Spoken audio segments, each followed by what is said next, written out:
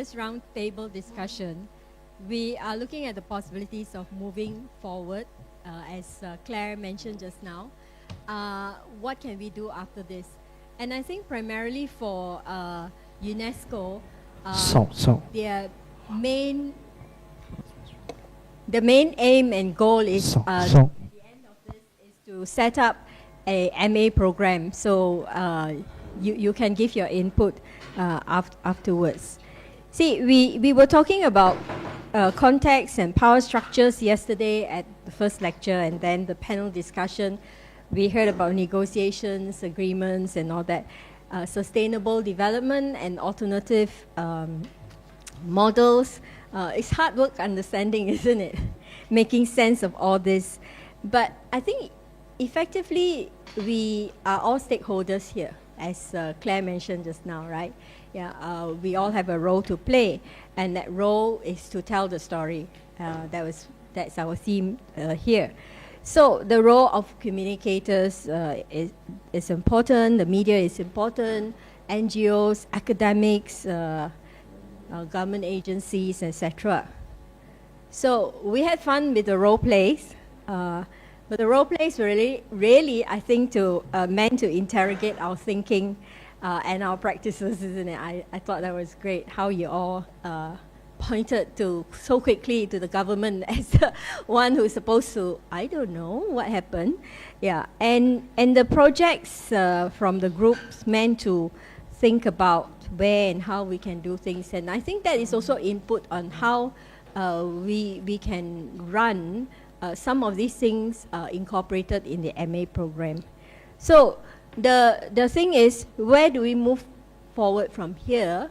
Yeah, as communicators, as educators, what's our role here as stakeholders? And we would really like to hear from you in the event of setting up an MA program. What would be your stake? What would you? What do you think about it? I bring it to you with some of us are distinguished academics, as well as the input from NGOs. We're talking about NGOs not engaging, yeah, with the media. So let's hear from you.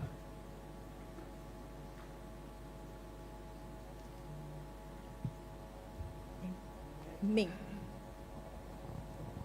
Hi. Just to add a few things. The main reason why we are doing this, right, is to contribute to the MA program. And as we know, a lot of times academic programs are designed without inputs from different stakeholders, where it counts. And this one has been different in the sense that we are actively trying to get different perspectives, different points of view. And this is where we can contribute to see how we would like a journalism program that focuses on how to better report on climate change and sustainable development to be. So what would you like it to be? This is the time to brainstorm, you know. So all of this, just consider a brainstorming session, and we will include it, or maybe we'll put it as a resource material later on. But it's really good to get a diverse point of view at this point. Thank you.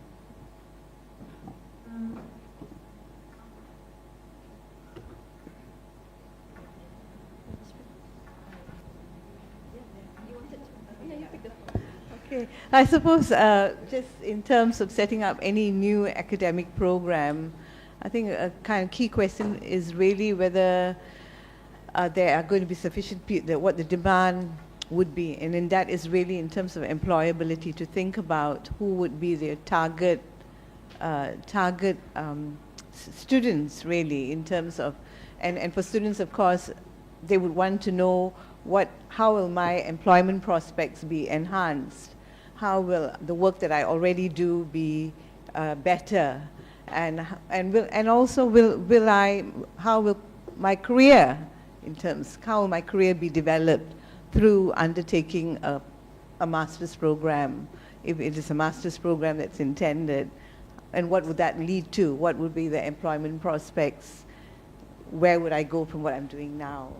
I think that would be a key question that any academic program will have to kind of consider in terms of marketing itself.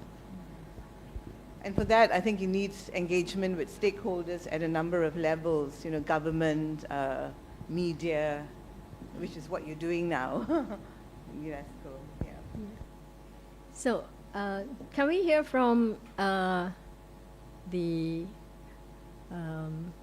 NGOs or students, media? Yeah. Okay, Claire, can we have let her, she put up her hands first. I'm Mei Shai. Myself is a organic farmer and then farmer market organizer. And actually this 2 days is a little bit heavy for me because I'm not an academic person, and also I think there's quite a lot of people like me outside. Actually they cannot, if you say what article to them, actually they cannot, they cannot get it, and they not see is something close to them. So I think it's very important to find a medium or something that's very related to them, like food. Actually, everybody we eat food, and food is very important. And I think something like this, not only food, like some bicycle or something else that I think everybody we have something that we care the most, and then I think we need to find out what's that. And then for me, actually, it's food. Is the most important to me, and that is most related to me. And then that's why I going to organic farm. That's why I start an organic farm. And then I think we need to get the story that's most, how to say, not a very heavy story, but more like a personal story, and then make something like make a farmer to like a star. Yeah, something actually organic farmer, they can speak on behalf of the land and on behalf of the weather, because they know what's happened, because they are the person who is closer to the lands and then the weather, and then they know what's happened. And then actually what we try to do now is we try to write down the story of the each farmer at the farmer market. Yeah, we write down why they want to convert to organic farmer, or why before that they are not farmer, and then mostly they are engineer or lecturer or professional. Yeah, why they want to convert from their professional to organic farming, and there's the reason, the rationale they want to do that, and there's actually why they want to convert is touch about the weather, the climate change, and then environment. Yeah, I think this kind of point is a point that can get to the heart of the people, normal people like me. Yeah. Okay. Thank you. Thank you, Mei Shai. So if I can just summarize that, would be, I think one missing component that we didn't really touch on is agriculture, right, and climate change. And when you're talking about storytelling, that one component that's important when we tell stories is that human interest. Would that be accurate? Yeah, Claire? My question is why MA? You know, is it because it's what USM wants to do? Specifically, no, it's a longer question. All right, that's the first one. Why an MA in particular? Also, maybe you can say why not, but why only? Then the next question will be why only an MA? I've been in education, I've been in private sector as well as in an NGO, and I think that we're targeting different audiences. So if you really want to think about serving and educating the public about climate, then you need to offer a diverse range of platforms for learning.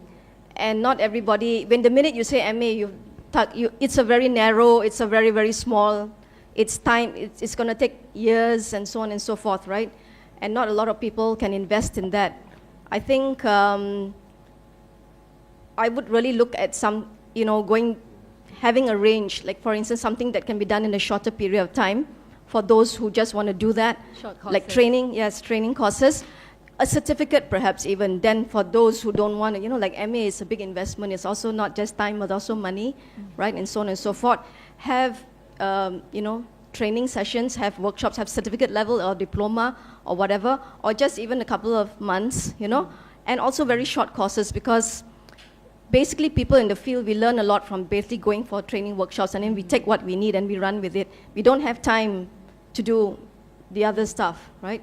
So that's my suggestion, that here again you have diverse experiences, a lot of people. You can do this actually, because the MA will be the long haul, right? But in building up that MA, you have already all these little components, and some of them you can make them stand alone, because perhaps people just want that, all right? And so you're really trying to build up capacity quickly, and you're trying to build up capacity in specific areas of interest, because climate is a big issue.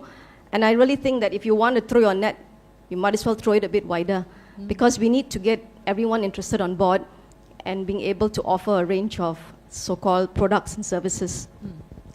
Maybe Ming would like to respond to that, the MA program. Can I follow up a little bit from Claire's point? Okay, we'll hear you out first, and we'll pass it to Ming. Thank you. I think I agree with Claire's point. Perhaps that we could work on making this kind of, rather than MA, making it a compulsory course for undergraduates. Because I don't know, like perhaps the intentions of the school is to generate more income. I might be wrong, but making it a compulsory course for undergraduate, like, because now we have compulsory courses like ethnic relations, and then languages. So why don't we make environment as a compulsory course for everyone to take, so that, we're talking about, starting from young and starting from, like lower level. School, maybe we don't go to school and talking about environment, but perhaps, it's not too late to start from undergraduates. Okay. Maybe we can work on, making it compulsory course. Thank you.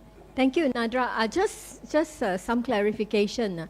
It's not USM that's intending to offer the MA course. Okay, this workshop is where, as Ming mentioned just now, is where we are trying to get people to engage with, through this workshop, is there a possibility? It's not that USM is trying to have, my dean is getting a bit jittery now.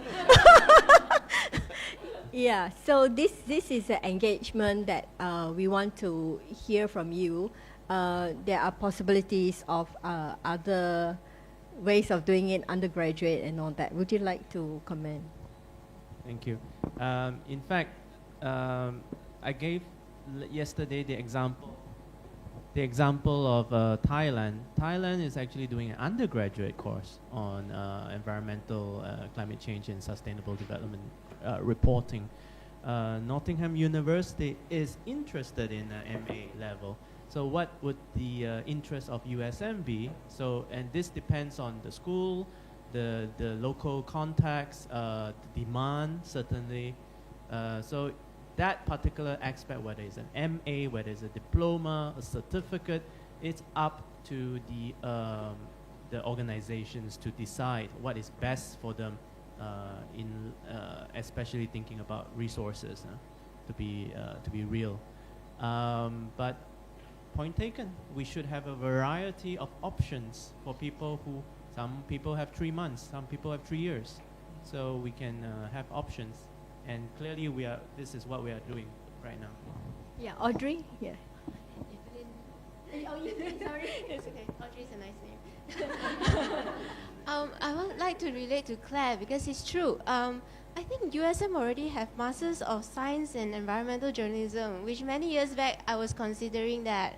And after asking advice from my scientist mentors, they were saying that I do not need to dedicate 4 or 3 years into this course just to come out as an environmental journalist, which essentially narrows down my career path. And she said that she had friends who carry on as a scientist throughout the years, but at the same time be a very prolific writer, and eventually she climbed up and became an editor of a science magazine.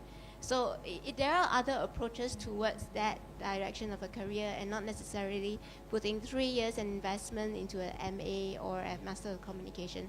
But they already have, right? Science and environmental journalism. Yeah, Nick Noma would like to respond to that.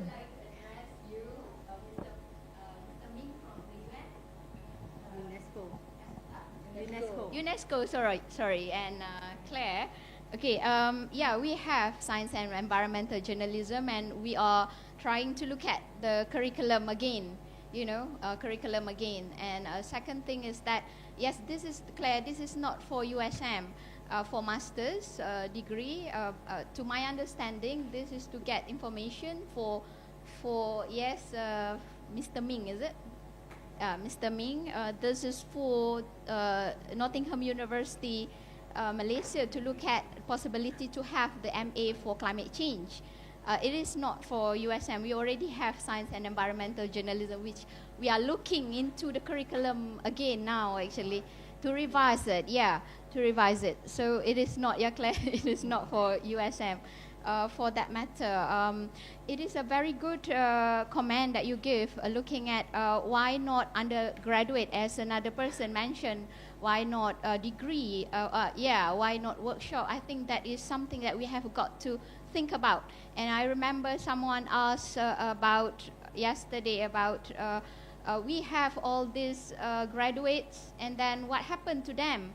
I think that question should be posed to all the master's program that we intend to do related to environment or climate change or science or blah blah blah. I think this is a very good discussion. Everybody have given a very good point, and we have got to look into it. Thank you.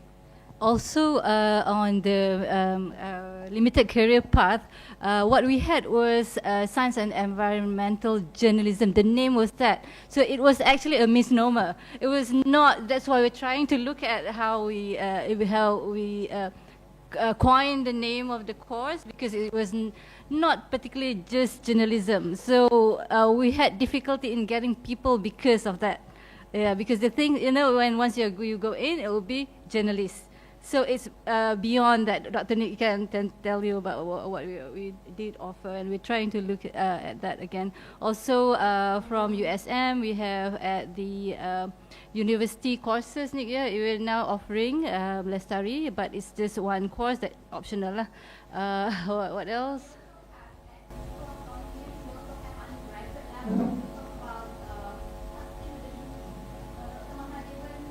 Yeah.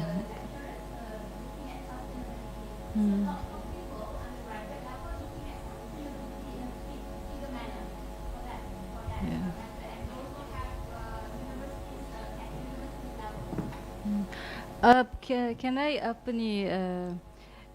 there's one person here, Ms. Darshini, who's gone through a course, program, isn't it? But hers was purely science. A course here in Komunikasi, but in Unimas you did a program there. So from your experience, maybe we can get from her experience, what else that is needed and what was good with her program. Is she here? Yeah. Can you speak into the mic? Okay, what I did was, there are two parts. What I did was a multidisciplinary course, which means... Maybe you tell us a bit from where you are from. Oh, I'm Darshini, and I just finished my master's in Unimas. Okay, my master's degree was in environmental sciences, but the people I studied with also could have graduated with an environmental management program. So you get an MA or an environmental science out of this same course. So the difference is in the final year mini project. But throughout the course, it's an 18-month course, and it's also offered in UPM actually, except that I chose to do it in Unimas. So I'll just share what Unimas does. During this course, we have students from all kinds of backgrounds, including social sciences, mathematicians, statisticians, myself, a microbiologist, and anything, basically just anything who wants to come and upgrade or get a new perspective of this. So what we did was social sciences and sciences, which means I have to learn how to do social surveys, pre-tasks, and things like that. And I thought what was really good during my course was a lot of hands-on opportunities that they gave us. For one, this program is actually, it started off with a partnership with with Copenhagen University. So it's called a SLUIS program. So they have the same program in Denmark but as a subject, whereas in UNIMAS they've made it into an entire coursework. So they have the same thing in Thailand and Indonesia. So why I'm telling you this is because these are places where the Danish counterparts will come to join us for a 12-day field trip. So what they do is they survey a site at Sarawak or outside, maybe in Sabah nearest, but what we do is we go down to this place for 12 days and we have to do like pre-work with our Danish counterpart to think about what we want to study there. This is one of the most valuable hands-on because you get to see the Western perspective of it. Like first, biggest issue in Sarawak is of course oil palm, right? So you have a Western perspective of oil palm and how bad it is, but you have the locals' perspective how important it is to their economic growth and all that. So you get to do negotiations, you get to do talking to the local government, you get to, you learn who are the people that are the stakeholders, and it's not just the government or the agencies. They can be people that are not even in the pictures, like joint venture companies and things like that. So one of the good things about having a multidisciplinary course is you get many perspectives to the same thing, because although climate change is a subject, but it's actually a very wide umbrella that covers food, agriculture, it covers people's livelihood, it covers people's biodiversity, it covers a lot of things. So to just address one small, or to just use one word, sometimes people, you don't see that there are many other smaller components which you can also address, like food and everything else. So something like maybe a multidisciplinary approach would be. Yeah. What about Dr. Yusri, coming from a scientist's perspective?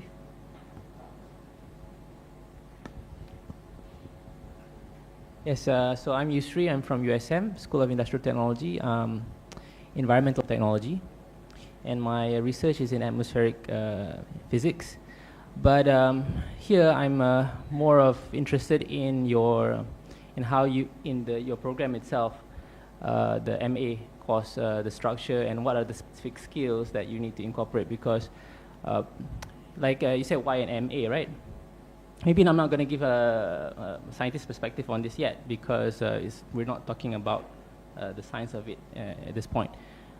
When we want to develop a master's course, you must think about what are the specific skills that you want to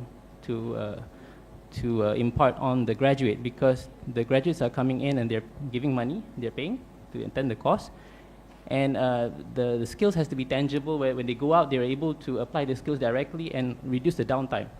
We have situations where they graduate as a journalist, generalist, they come out and then they can develop the skills as they work, and then they can focus on environment.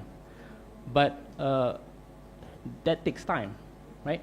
But if you can develop a program and you can fasten, or you can make the duration to get those skills faster, that will be a big positive point of having these students come into the program. So I guess the first step is to identify the skills that they need and make the skills very tangible. When they go out, they're able to directly apply, be very specific and very specialist in that, and then to use those skills directly. And that makes the MA program needed and valuable. That is as an academic, or because besides a scientist, I'm also a lecturer, I'm a teacher. So we think about what are the skills, why is there an education, why is the program in there in the first place? So if we can come up with those skills, I guess the important thing is identify those skills first before you think about what is the syllabus, because the program of this, you can learn everything by experience, you can learn everything through the internet, through Google and so on, but it might take more time because you don't have the direction. So what the program needs to do is give that direction to jumpstart their career.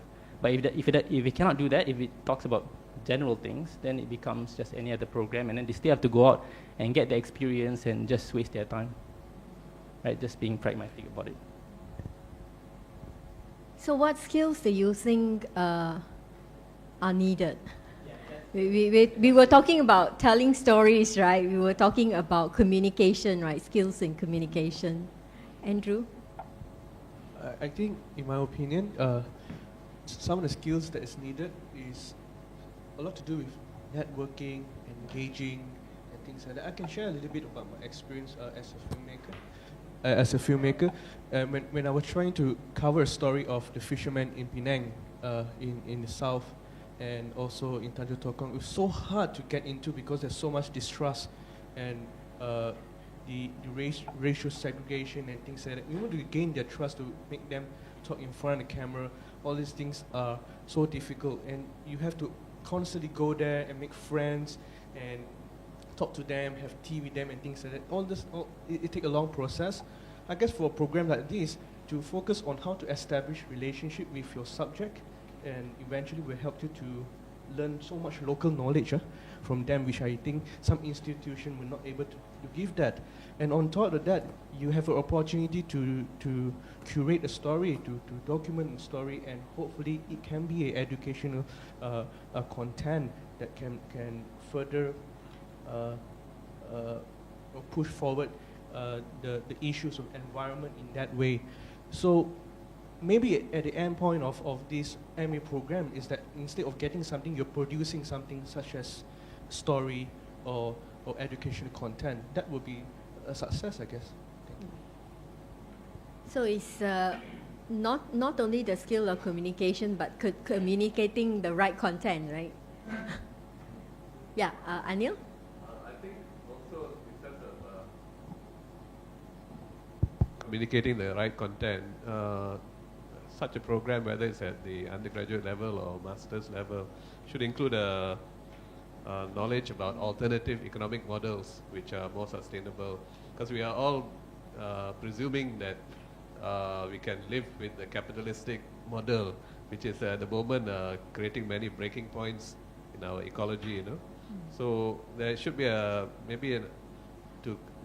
because when you communicate something, it's not just enough to critique the existing model, but to point to alternative models, like whether it's steady state economics or circular economics or whatever. So there should be some understanding of the alternative economic models out there, and in that way we can, it's in the same way, like for example, if you're communicating message, for example, about the Penang Transport Master Plan, you should have some understanding of what other transport models there are, and because there are many weaknesses in the existing Transport Master Plan, and we should be knowing what the sustainable mobility models out there. So in that way, we need to know some basics about alternatives models. Thank you, Anil. Yes, Gina.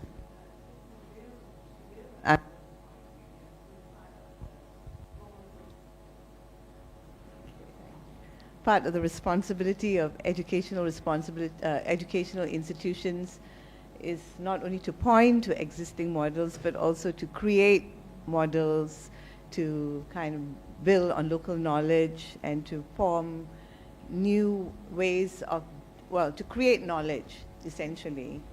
So that would be a longer term project, which involves, communities, local communities, filmmakers, NGOs, creating knowledge and sharing knowledge. So not just learning from what's out there, but contributing to the knowledge and evidence base. Yeah, Claire. I draw upon my experience in actually working with NGOs who, my job was to actually help them to start working on climate change, help communities to start, and how we did that. And what I found in that process was there is a real need for us, all of us, whether we are NGOs or who are interveners, to play the role of facilitators. We cannot be leaders anymore or just researchers. We have to facilitate, and that is a whole skill set in itself. The funding agency that I was working for, they've been around for 30 over years. They now promote something called people-led development, all right? And so when you work on climate and you want to go out there and engage with people, that's the role of communication, right? You're also trying to empower and enable, not disable, right? So people-led development means you facilitate the process where communities take responsibility for their own growth and finding their own solutions. You don't go there and provide, as in the past, NGOs and all that, we go there, even academics go there and we say, okay, this is the way forward, and we're going to do this project, and then all of you jump on board, all right? And we found that model doesn't work. It is disabling rather than enabling, disempowering rather than empowering. So key to this MA, if you want to make it something that people can actually use and work, is teaching the skill of facilitation, which is multifaceted in that learning. What I agree with Anil, it involves this necessary knowledge of the socio-political dynamics, right? And what is really community building? What is it to build a new world? All right, climate change, the call of climate change is really to, business as usual is not an option, right? So build a new world, do it better, right? Alternative models to become now key models, and they are already available. And this is linked to even the word environment. I don't use it anymore because people have the notion that environment is just some tree or fish out there. We use now ecology. There is a global call for ecological justice, right? Which encompasses, you see, the word ecology is really, human ecology is the relationship between man, human beings, and their natural, social, and built environment, all right? So you cannot address this problem of climate change if you don't address the relationship between us and our environment. So that ecological aspect becomes very important. So we need to move forward from environment to ecology. When I did research on environmental justice, Gudial might want to comment later, it was very surprising that rights were related to people having rights over the environment. It wasn't about the environment having rights in itself, you know. And on that note, the UN has a declaration on the rights of Mother Earth. Okay, anyway. So we got to stop thinking of us being in charge or like owning or being God over the environment. So ecology brings us to a different kind of paradigm. They don't understand it, good, introduce a new word. Because environment to them, put off the lights 1 hour a year, right? Plant a tree. All this rubbish must stop, all right? This kind of brainwashing, greenwashing has to stop. We really need to get down to basics, right? We need to move. We need to understand that it has to involve everything. So all schools, right? I agree with her in a sense. All schools, because climate is impacting economics, finance, right? Interreligious dialogue, migrants, all right? Everything, all the sciences, how are they going to serve, right? Creating this new world. So ecological justice will encompass social justice, political, technological justice. There is something called technological justice anyway, all right? Cultural, intergenerational, and climate justice, gender justice, right? All that has to come in. So people working, the Kanita has to be involved. Women are more vulnerable to climate change and so on and so forth. What I'm saying is this kind of broad, multidimensional paradigm has to enter. So if you do have an MA, use the word ecology, all right, rather than environment, right? Make it something, teach people to facilitate rather than just go there, research people and walk away, right? Make it something that will actually benefit the communities that we're outreaching to. Thank you. We'll hear from Prof. Let me just share a bit of experience from the University of Malaya, because we ran a center called the Center of Excellence for Biodiversity Law, which covers also biosafety. And we had a multi-pronged approach to introducing this subject. Is an emerging subject, you know. Traditional schools don't have these topics, right, as a course. So we did it at various levels. First, we had it at the master's level. The benefit of master's level is that people come there with a focus, with a desire to want to be involved in it. They upgrade, as Darshini said, to upgrade. So they have a clear focus where they are going and why they want to do that. But instead of having the course as a standalone master's course on biodiversity or on biosafety, we had it as one of the subjects to deal with this question of employability also. So, you know, they had to do sort of 4 subjects, and one of which was this particular subject, or 2 of this, they could opt for 1 or 2 of those. So we sort of catered for the employability angle, and then we also catered for the fact that people wanted to upgrade and had a clear focus where they wanted to go and direction in their life, because they're already lawyers and academics who came for this course. At the same time, we also introduced modular courses. So for example, when we talk about biosafety, you know, we have a complicated Biosafety Act. This is to deal with genetically modified organisms, products, and so on and so forth. How do you regulate that? There's a whole regulatory process, because genetically modified stuff has got hazards, potential hazards to environment, to human beings, and so on and so forth. So there we introduced a modular course focused on training people who were involved at the front line of those regulatory processes, either directly as regulators or those who are going to be the recipients of the regulation. And that was very focused. It's a 10-week modular course. Very specific. After that, they get a kind of a certificate. They sit for an exam, and then there was a certificate. Then, at the same time, there is a desire to also introduce it just by way of introduction as one component of an undergraduate course. Why? Is just so that people have a flavor of what this is about, in case they want to pursue it, or it's just one of the many things to enhance their social, dimension to education, and so on and so forth. And then the other aspect, so this, I think this multi-pronged approach could be quite useful. And then, we also, for example, I also teach trial advocacy to final year students, when you go out as lawyers, how to conduct cases and so on and so forth. And then there we had, I used to have my course on Friday mornings, and the last refrain that all students had to shout out as a mantra was, I'll say work hard, and then they'll say play hard, because you got to combine it. And that had a additional dimension to it. It's not just going to Bangsa and getting drunk and so on, but it's also to have this, because students are very, at least in UM, I don't know about here, are very close-knit. They're a small group, and then they just mix amongst themselves and so on and so forth. And the idea was for them to go out and kind of network, have a social interaction with people, because as lawyers, when you go out, you have to go across culture. A kampong worker comes to you because he had an accident, a whole range of people, a hardware shop owner, and so on and so forth. So unless you begin to cross the cultural barriers, some comes naturally to them, but to many it does not. So we dealt with that as well. And then as far as topics are concerned, for example, someone was suggesting agriculture and climate change and so on.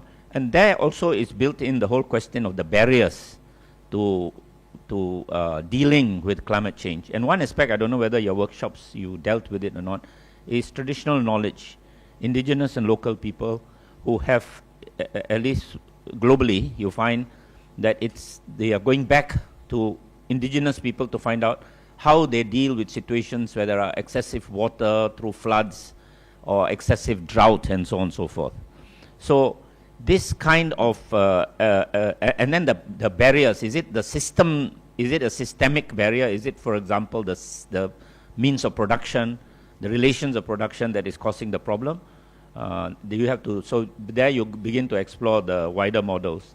And also human rights and climate change, for example. These are very important entry points for journalists to create an interest. For example, we have people coming like what you call climate refugees. And this involves important aspects of human rights. And this is actually a very serious problem and could well arise in a very short span of time in our country itself.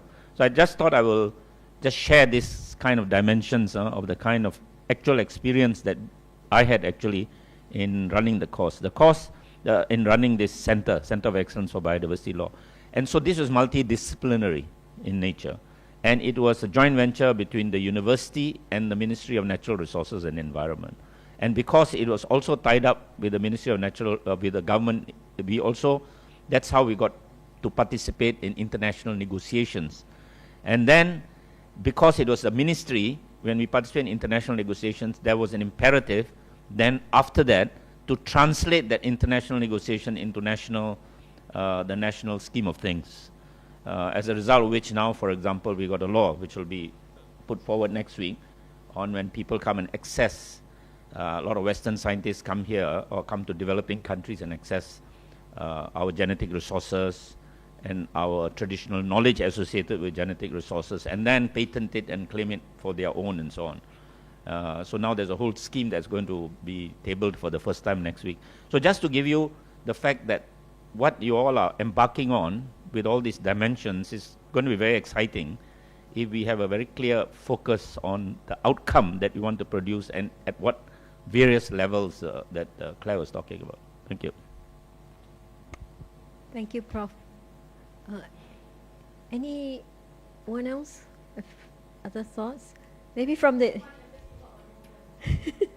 Sustainability, I think we also need to move to resilience. It's very old school, and also the idea of not to put a dent in sustainable development goals, but really it's also been hijacked a lot by corporations. Even Syngenta claims it's sustainable, all right? So the word, actually the rallying call is resilience, all right? Which is much stronger, and it moves beyond, well, sustainability was the right concept. Unfortunately, we kind of lost our way with that. So to get people to this new way of thinking, a new way, we need to also use new terminology like ecology and resilience. Mm-hmm. Yeah. We'd like to hear from Aisha. I am no longer in the education, area, but I did my bachelor in environmental studies. So, listening to the discussion just now, I kind of get confused from an outsider point of view of what the direction really is. Because some people are talking about MA, some people are talking about, creating a different kind of, I don't know, like, what do you call it, modules and everything. So I agree with Doctor, because like I think we should know what we want to do, like the outcome for this. Like, do we want to create more? Because what I'm hearing about is communication. Like, I'm hearing gist of it. Communication, journalism, reporting, and then I'm hearing about MA. So it's all like a bit patchy for me. But if we can agree on the outcome, which is like whether to create more journalists who can communicate about climate change and other environmental issues to the public, then we can focus on environmental and journalism kind of thing. But if our goal, objective, is to create people, to have more people from various backgrounds to be able to communicate about various environmental issues to the world, then we don't have to focus so much on journalism, because journalism itself is very broad. So if we want to like hold on to journalism itself, it's like we're putting too much pressure on journalists to carry this burden of disseminating information to the people. And they already have enough problem on their own, like, the system, on the newsroom that Hillary's talking about. So from my experience in a different university outside of Malaysia, is that they have all these environmental courses lined up in every type of degree. So I came from a Bachelor of Arts and Social Science background, but it's very broad, where we touch a lot of different topics related to environment, economic, social, politics, and the environment itself. So we did learn about ecology, we did learn about sustainability, we did learn about all these things that but in a very broad spectrum. But there are also Bachelor of Science, for example, that focus in environmental sciences. So you have all your ecology, but more spread out into like microbiology and all the other things that I cannot name. And then there are also environmental engineering. So all the students who are learning engineering can also be exposed to environmental engineering, not just civil or mechanical. So, and in Bachelor of Arts, you have environmental studies, but you also have economic, and even in economic, they have they make it compulsory for students to learn environmental accounting, for example. So, because all these students are going to come up as practitioners in their own field, and they need to know, they need to be exposed or have some certain type of knowledge or basic understanding of what's going on in the environmental world, environmental issues and everything, to be able to tie in with their respective field and communicating it to the world, or even like, fighting for it, like, becoming advocates for it, but in their own field. Because like the way I understand it is that we just want to channel this towards one direction, which is journalism. And I mean, like, that's the way I understand it from outside the point of view. And also be more specific of what type of sectors do you want the environmental or climate change awareness or education to be more to be put more into practice. Yeah, I think if you look at the USM model which we had before with environmental journalism, right? Yeah, and in the last workshop we did talk about the title as well. I mean, is it going to focus on communication broadly, or is it going to be on journalism? And is it going to be on climate change specifically, or is it just sustainable development and so on and so forth? So there's no, we haven't come up with a title, a fixed title. That's why this is open to discussion. And what are your thoughts? I think some of you come from environmental studies, right? And some of you come from, maybe you've done environment and communication. I'm not sure, yeah? So what's in the title?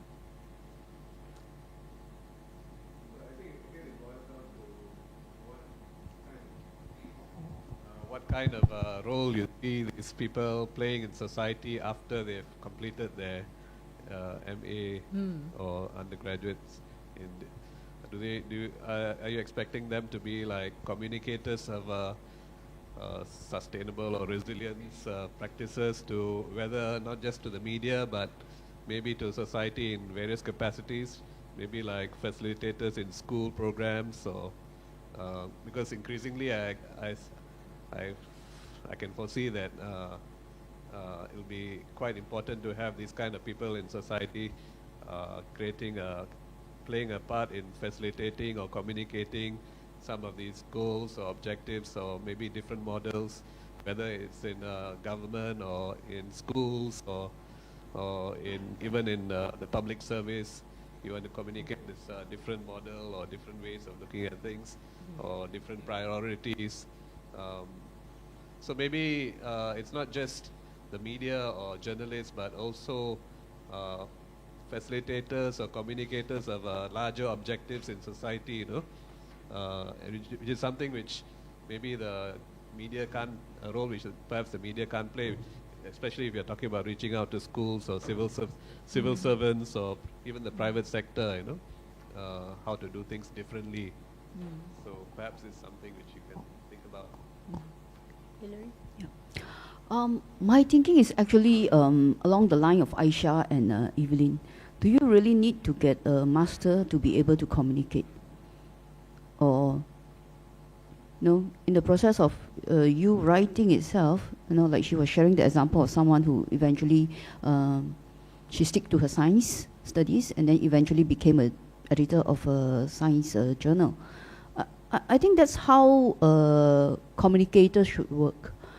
And in terms of this course, I'm thinking like, maybe not, but maybe this is what UNESCO wants to do.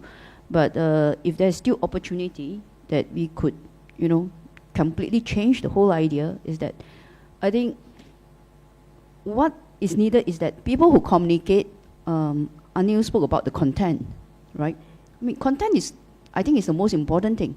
The skills of communicating and the medium that you use to communicate, right, is already there, basically. I mean, skills, of course, you will develop over time, your writing skills and how persuasive writing or whatever. But it's the content. So I think what is lacking, not just in Malaysia, and if this program is going to reach out to the region, becoming a regional program, I think in Southeast Asia in particular, or maybe even the wider region of Asia Pacific, is that I think we need to educate people about what is this SDG, what is this climate change, what is all these treaties and whatnot, and how it affects all these countries. I think the citizens of all these countries do not really know what are the impacts, the implication of all these agreement yet. And I think it's good to reach out to a wider pool of communicators, be they can be journalists or people who eventually work in the private sectors. They might be in the corporate communication sectors, and even civil servants themselves, because they need to do a lot of communication as well, you know. So recently, TWN organized a workshop on intellectual property rights and health and medicines, access to medicines. And we have participants from Ministry of Health who completely don't understand what is this negotiation on IPOV, which is, IPOV is what? Plant Variety Treaties, UPOV, sorry, UPOV. Yeah, it's about patent and whatnot, you know. So the Ministry of Health, not just from Malaysia, from other region, and also we invited a lot of CSO as well. And this CSO themselves also need all this kind of information and educate themselves so that they can communicate better, right? Just now someone was talking about whether we are communicating effectively or not, whether our content are reliable and how good our information are. So how I see this program or MA or whatever you want to develop is, I think this is one area that is very lacking. So an SDG, as you know, is 17 goals, and it covers really a wide-ranging issues, cross-cutting, multidisciplinary. And then like what Prof was sharing about how the program works, the multi-pronged approach, I think that's something we need to take into account as well. Thank you. UNESCO and UNMC will be having the conference in November. We should bring together experts from the region, right? Maybe Ming would like to say a little bit about that. At the background of all of this, there is a publication that UNESCO did in 2015 that is before the SDG was adopted. That particular publication is called the Climate Change Reporting, Climate Change in Africa, a guidebook for journalists. And that is something that we would also like to update to become the Asia Pacific guidebook for climate change reporting. And that is geared toward journalists, and hence we are working with 2 journalism schools, 2 mass comm schools. And that's the basis of why we're doing here. But the issue, and as many has pointed out, climate change and sustainable development is a cross-cutting issue, is a multidisciplinary issue. And hence what we are doing here right now, which is to get different perspective and different points of views in order to raise more awareness, in order to have something that could contribute to reaching the wider audience. And how do we reach the wider audience? And from our perspective is by training, as have mentioned, communicators, but with a specific focus on journalists. Press officers, of course, you know, communication officers, they are also part and parcel of this. And the November regional conference is designed to be, first of all, to provide materials for the courses that both universities are thinking about, and also to provide examples and cases that could feed into this Asia Pacific guidebook. And it will happen in November in Kuala Lumpur. So there's a guidebook for Africa, and we want to do one for Asia Pacific. And we will update the issues. In 2015, when the guidebook was issued, there was no SDG approved yet. It was just, you know, the draft being sent to the UN. Now that it has been approved, how can we update it to make it more related to what's happening right now? So those are some of the updates that we have so far about the regional event. So there are several things going on. One is that we would like to design a curriculum that would help journalists to better report on the issues. And when we say journalists, this includes the other communicators as well, bloggers, media officers and all of that. And they can come from different areas of work. They can come from the government, the civil society, or just an individual who's very interested in the issue. And the second layer, very, very much related, is to produce the guidebook on the reporting. So those are the two reasons why we are doing all of this series of work. Thank you. Any other views, maybe from, Jasmine? Hello. Hi, everyone. So I would just like to share a bit because I graduated with an environmental science degree from the University of Nottingham. And this MA module is going to be conducted in the University of Nottingham. And under our environmental science degree, it's quite broad and it also covers aspects such as science communication and also a bit of law and policy. So in the sense that although we are heavily science-based, we have touched briefly on these interdisciplinary areas as well.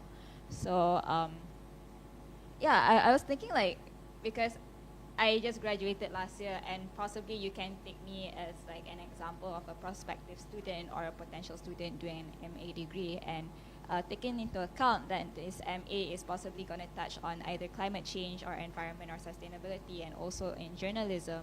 To summarize our earlier open discussion, we pointed out that there is a huge gap of communications between the government, NGOs, and also a local community in the sense from a media perspective. So if I were to come into the MA program, will it be catered just for journalists who are interested to convey science, or like from a science background who is interested in communications? So what are the angle and what are the approach? And I feel that if this course were to be carried out, we should address the issue that was discussed earlier on, which is bridging the gap of communication. So perhaps in like modules we'll have like visiting guest lecturers from the NGO side and to share their experience, or people from the media itself coming in, and because everything you learn is first-hand, and also we would like to experience that sort of, we want to enrich our skills and also our to prepare, essentially just to prepare ourselves for the real world after, what do we do after our masters, like where do the master graduate goes to? Yeah, very interestingly, Jasmine, at the last workshop in KL, we had a number of NGOs, and they were really forthcoming, right? That they would like to share their experience and share their knowledge if such a program starts. Yeah. Adrian, any thoughts from you? Yeah. Hi, I'm Chai Mei. I'm also currently an undergrad student, and I'm also doing, something similar. I'm majoring in environmental studies, and if I were to graduate and become a prospective student, I think it will be a good opportunity in terms of bridging the gap of communication to establish a kind of a working professional network within the master program itself, actually establishing something solid, or a foundation that students can take on, working together with NGOs outside, talking about real issues and developing it into something that people can carry on after they graduate.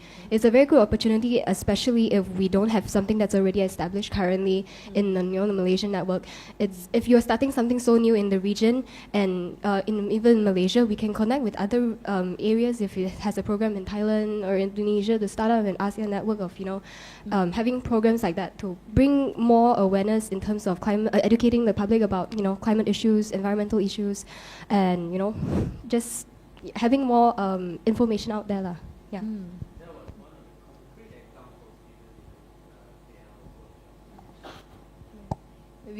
They were talking about internship with the NGOs, and then if there are those from the NGOs, maybe they could do a thesis, or yeah.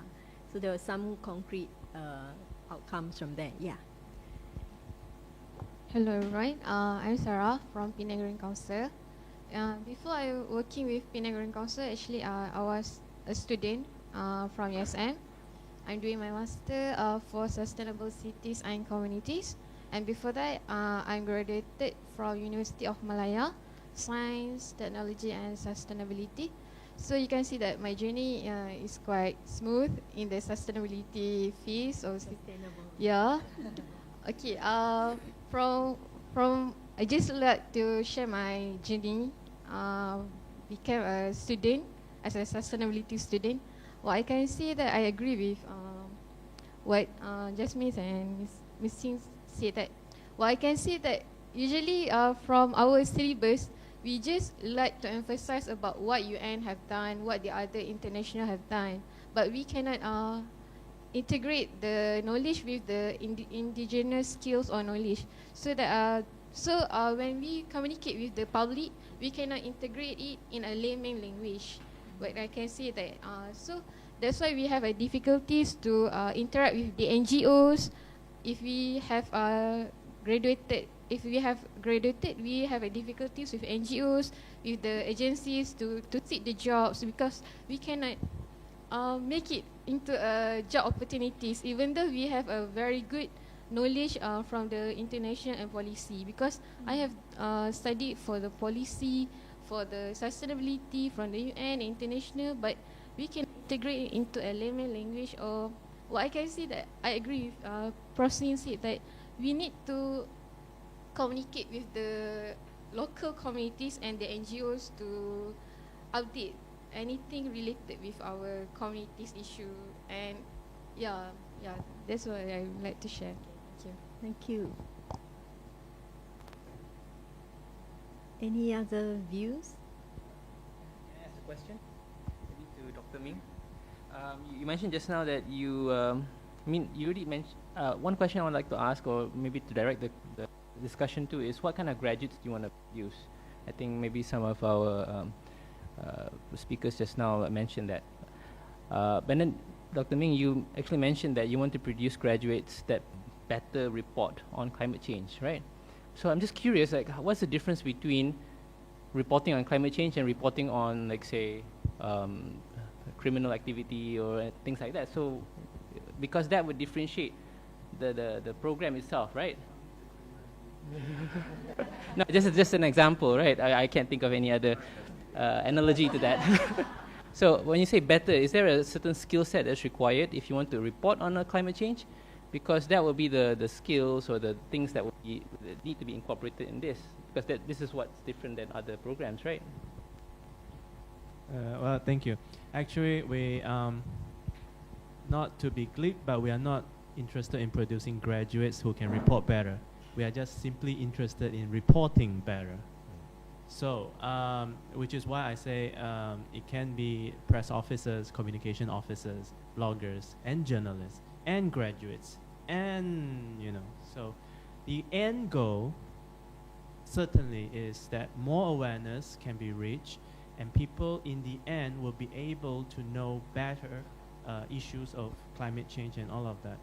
And there should be a distinct skill sets that people who are reporting in environment issues, climate change issues, sustainable issues, sustainable development issues, they should have a different or additional sets of skills. And of course, Hillary would agree, because you do need that understanding. You need to know what is the UNFCCC. You need to know what's behind the Paris Agreement. All this discussion that's going on, at least at the background level, in order for you to be able to report better and more comprehensively. And you need to know the political economy behind it, the power structure, as Rome likes to point out as well. So there is a difference in terms of skill sets when you are reporting on different skills. It's a specializations of the fact.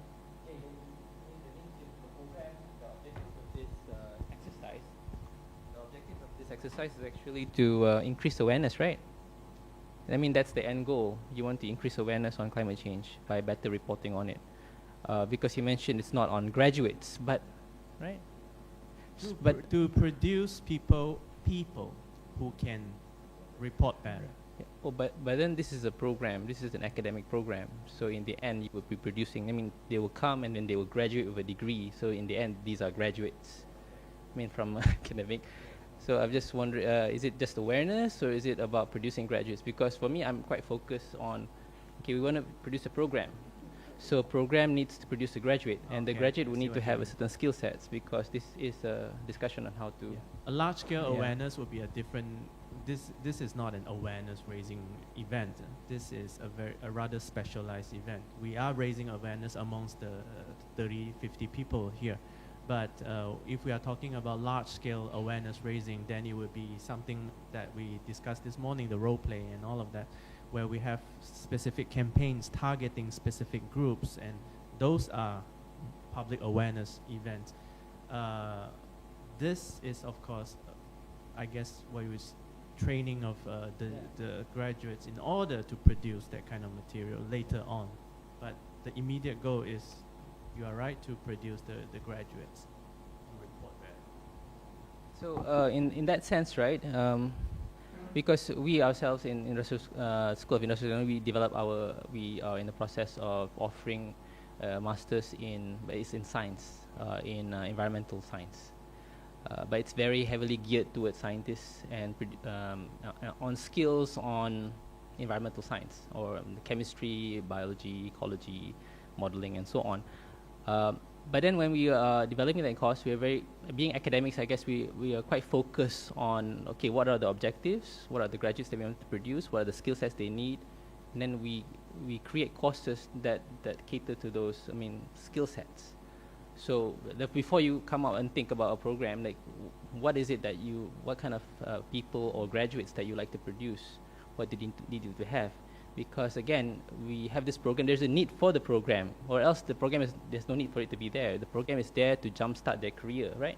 If the program cannot do that, if it doesn't give the skill set that they need to jumpstart their career without going through 5 years, 10 years of experience before they can get the skill set, then there's no need for the program. So, and that's why we have academic programs, because I think people can learn eventually by themselves. It's just that we want it to be at a higher probability rate of them achieving it, and at a faster rate. So can this program do that? I mean, yeah. I think there are different philosophies of education here and the role of education.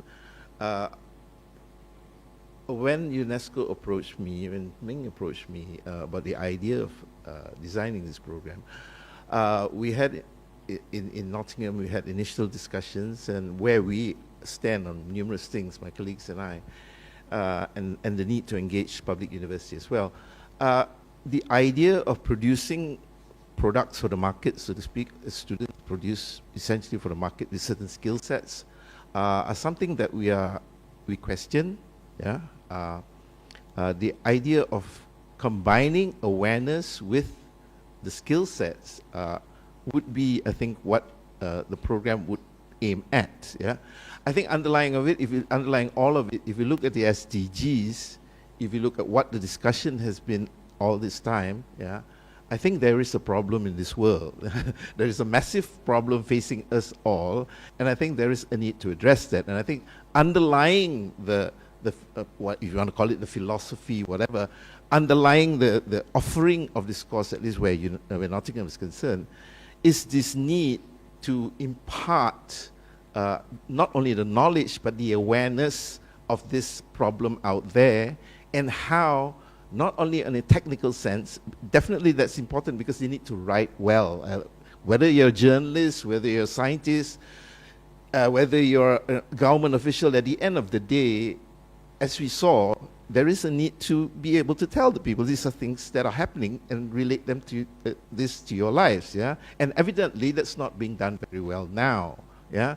So, the idea of the MA, I believe, and Ming may correct me, and you guys may correct me as well, is to provide not only the skill sets but an awareness of why the problem is there, what is the problem, why the problem is there, and therefore you're able to communicate through those skill sets that you pick up, yeah. Because in journalism, in media studies or whatever, you might be able to write, but you've got nothing to write about, then you've got major problems. I think it's important that the content must be there, yeah, and critical content must be there, and understanding of the numerous things that, for example, Claire has been talking about, like the idea that it's resilience and not sustainability, yeah. I think there is a need to push back in that sense, and in education as well. For too long, I think, to then say we must follow certain rules and regulations set by the Malaysian education system. The Malaysian education system has been facing a lot of problems from primary straight through universities. I think we have to face that as well. I think there is a need, I hate using the word, but there is a need for a different paradigm in a sense, yeah? To facilitate, these ideas are not new, you know? The Brazilian education is Paulo Freire had been talking about empowering and how education is supposed to empower people. And I think I like that idea, and I think many of us in Nottingham like the idea as well, that it's not about providing products for the market, as it were, and the transnationals would love that, the state would love that, but I think to provide thinking people in different areas, which is why we've invited so many people from different stakeholders here in KL as well, to be able to get that kind of input. Yeah? That's the aim. If you want to call it a kind of aim of philosophy, that basically is what we're trying to do in a sense. And then we're trying to fill that in with input from everybody. And in fact, we encourage having adjunct professors coming over. In Nottingham at least, we've had people coming in from NGI. I've had a lot of us invite NGO groups to come in to provide lectures themselves. It's the belief that we don't know it all, yeah, and that we can get a lot more from people, as Ming says. Yeah. Okay. Just one very quick. I guess when you talk about skill set, maybe something like data journalism. How do we process a lot of data in regards to weather and all that? Some of them might be very scientific and whatnot. I don't think we want to offer a course just to address that, but we can build that into the course. For instance, if we have food security and climate change, then we might have, that's just my opinion, we might have, the food scientists to come in, or even chemists to come in to tell us about, something about the background of, where are we now in terms of food security, or maybe we can even have guest lecturer to come in to tell us the legal aspect of it. When you import food, what kind of food are allowed, GM, the GM free and whatnot. So we get those kind of, like, this is what we call multidisciplinary approach by enriching the kind of skill set, if you want, to whoever going to undertaking this particular course. Yeah. Don't get me wrong, I'm not negative to this program. I feel like you're responding is like you're trying to defend the program. You don't have to defend it from me. I'm just saying that if you want to come up with a program, you just have to be quite focused on what you want to produce. Not that you don't have to do it. So, yeah. So, but the responses are like defensive, but it's not meant. Yeah. But for me, I feel uncomfortable when it's not, the discussion is not focused to a certain goal.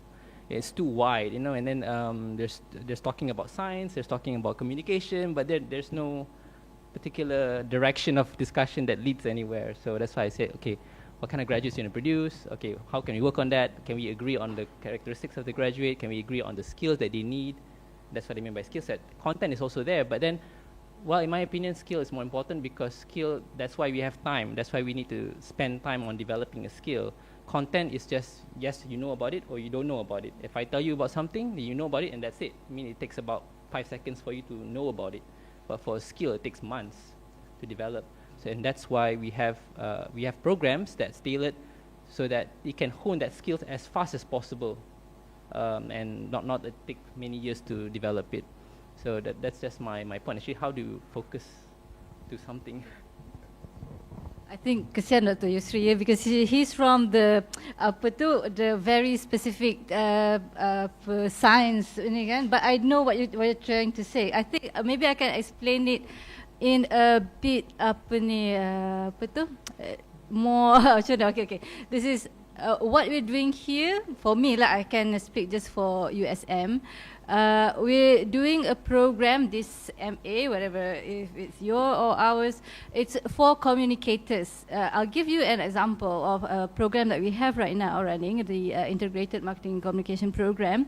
What we have there, we get students from different kind of fields. We even get teachers, we get people from the NGO, public relations. When they go to the program, we provide them with the core skills in integrated marketing communication. It can be branding, consumer psychology, marketing strategy. So these are the core skills or knowledge that they have. But when they go out, they use that skill in whatever ways that they feel related to them. For example, with those in the NGOs doing social campaigns or social marketing. So we here, for us, we give the core skills or core knowledge, and then it's for them to maybe generate new knowledge and generate new models. So how they use it. It's not for us to prescribe to them, okay, this is how it should be, but we give them the core skills. Yeah. Is that Thank you. Maybe I can summarize it. Maybe too simplistic, right? I think we're probably on the same page, trying to produce analytical and critical graduates who can tell stories, complicated stories, to get it across. And I think the point that we are bringing through this workshop is the SDG and climate change. And we've heard from Hillary about, you know, all the agreements and the negotiations. It's not easy stuff, but how to connect the dots for people and to get it across. Are there any other comments? If not, we'll go back to what I promised Claire, that we're going to talk about, that one of the outcomes of this workshop is that we want to be connected. We want to be connected. And Claire, would you like to, just now you elaborated, right? Yeah. Would you like to say something about that? How we can continue in our engagement? Oh, okay. I was thinking maybe we can form a loose working group that would work towards the goals that you mentioned, the two specific goals, right? To produce the journalists, and then who can actually write the stories and so on. But here, putting in to get all the ideas and not to lose the expertise here, we could form a loose working group and to see how to sort of hammer out the details, how what we will offer, right? Who will do what, okay? But it has to have you've got to have an anchor. So whether for Penang, whether it will be USM then, right? Okay, the School of Communications, right? To see how we can, and what we can offer in a process, and basically who can contribute what, and maybe come up with some timelines. Any thoughts about this? Any input? Can I just do a quick survey with the younger potential student here? If the, whatever it is, could be a master program or it's a short courses, if the title of the courses actually come with climate change, would that scare you off? No? Yes. How many things is scary? Yeah, or at least it wouldn't interest you. How many things anything come with climate change, you are not interested to attend?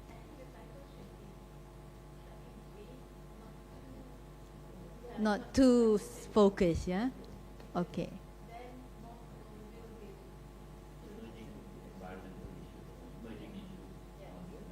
Yeah, but not climate change. Okay, good to know that. How about the title of the workshop itself, telling the story of global change? Yeah.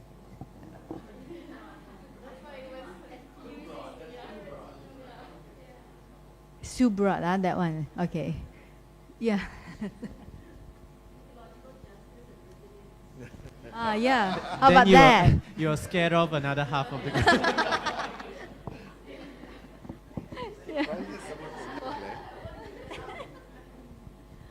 Okay.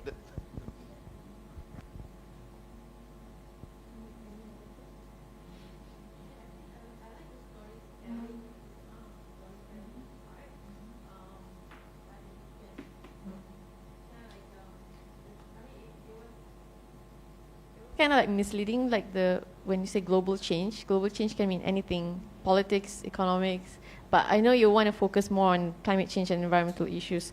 So storytelling and emerging, like Doctor mentioned, emerging environmental issues or something like that. I mean that is a focus, but not too broad. But you still have the idea, okay, this is communicators kind of thing, like this is someone who enjoy communicating with the people, bloggers, influencers, social media influencers, that sort of type. So storytelling, that part storytelling is actually very nice.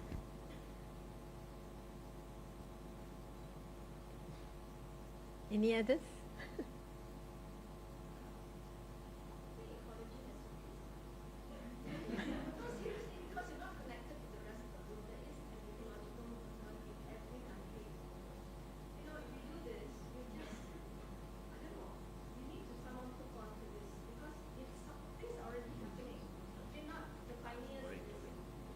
We're not the pioneers, so we really need to sort of like jump in and build that momentum, right? It's already there, right? Then creating something completely that people don't know if it's connected and, that sort of thing. And there's a lot more to telling the story. It might sound nice, yes, but if you ever do decide to expand on that, then, never choose an objective that's too narrow, always choose big. Because under that umbrella, you can do a multitude of things. So your dream must be big, right? It must be long term. You don't want to change your title every 2 years, right? Then people don't know, like, what were you like the other day, and then now you're doing what, right? Choose something that's going to be in for the long haul. Climate is here forever, at least in our lifetimes, and your children and your grandchildren's lifetimes, right, for the next 1,000 years. So let's choose something that's big enough, that's connected to what's going on in the world, that makes us also current, but also proactive, right?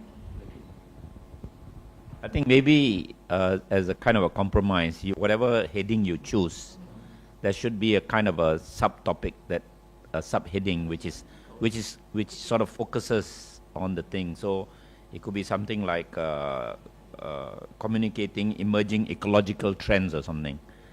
So when you say emerging, people like it. In our experience in the University of Malaya doing this course, when you say emerging, they like this new, young people like these new things. And then ecological means wider than just environment, because people view environment very narrowly. I think Claire is right. And then trends means, people like to be trendy, isn't it? Yeah. So whatever topic you do, but should have this as a catch.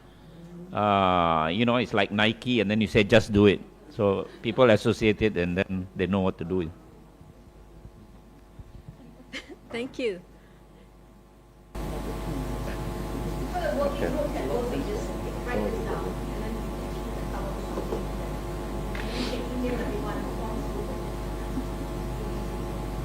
Okay. So, Is it fine if everybody is put on a list? Yeah.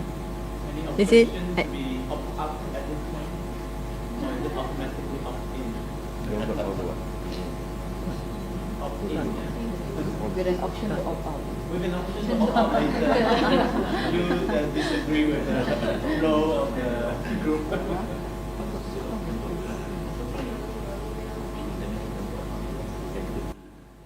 Okay, no objections? Okay. Thank you very much for your input. We have a short video for you. Oh, okay, after the video. And after the video, Dr. Bahia will pass you a questionnaire. If you can fill it in. Fill it out before you have lunch.